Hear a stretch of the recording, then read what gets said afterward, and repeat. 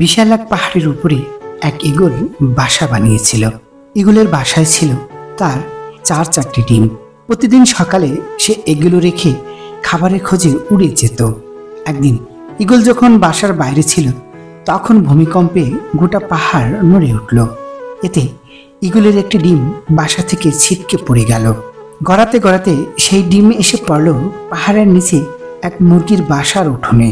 মুরগি সেই ডিমটিকে নিজের বাসায় নিয়ে এলো, অন্য ডিমের সাথে রাখলো, যত্ন করে সেই ডিমে তা দিতে থাকলো। একদিন সেই ডিম ফুটে ঈগলের একটি সুন্দর বাচ্চা বের হলো। মুরগির বাচ্চাদের সাথে ঈগলের বাচ্চাটি বড় হয়ে উঠতে লাগলো, কিন্তু সে ভিতর থেকে যে সবসময় অন্য কিছু অনুভব করত। আকাশে একদিন ঈগলের একটা ঝাঁককে উড়তে বেড়াতে দেখে সে মুরগিকে বলল, ইস, যদি আমিও তাদের মতো উড়ে বেড়াতে পারতাম। মুরগি হেসে উত্তর দিল, তুমি কিভাবে উড়বে? তুমি তো মুরগি, এবং মুরগি কখনো উড়ে না। ঈগল মাঝে মাঝে তার সহগোত্রীদের উড়ে বেড়াতে দেখত এবং স্বপ্নে দেখত সেও তাদের মতো উড়ে বেড়াবে। কিন্তু প্রতিবার সে তার স্বপ্নের কথা জানালে মুরগি বলতো যে এটা একবারে অসম্ভব। মুরগির এই কথাটি ঈগল বিশ্বাস করতে শিখল এবং তার জীবনটা বাকি মুরগিদের মতোই কাটিয়ে দিল। অনেকদিন এভাবে কাটানোর পর একদিন সে মারাও গেল। আসলে আমাদের জীবনেও এটা চরম সত্য।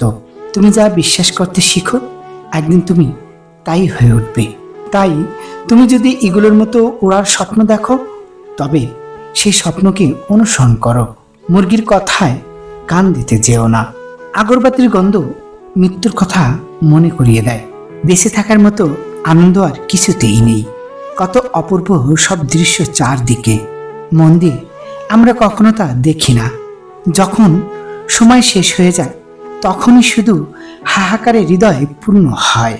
দুর্ভাগ্য যখন আসে একের পর এক আসতে থাকে। সৌভাগ্যের বেলাতেও তাই। সৌভাগ্য আসা শুরু করলে একের পর এক আসতেই থাকে। ভালো একটা কাজের মেয়ে পাওয়া আর সোনার খনি পাওয়া সেম জিনিস। ক্রিকেট খেলার কিছু কিছু ব্যাটসম্যান যেমন সেট হয়ে যায়, কাজের মেয়েও সেট হয়ে যায়। সামান্য দোষ ত্রুটি থাকলেও সেট হওয়া কাজের মেয়ে বিদায় করতে নেই। খারাপ সংবাদের নিয়ম হলো, একটা খারাপ সংবাদের পরপর দ্বিতীয় খারাপ সংবাদটা আসে। খারাপ সংবাদ কখনো একা একা আসতে পারে না।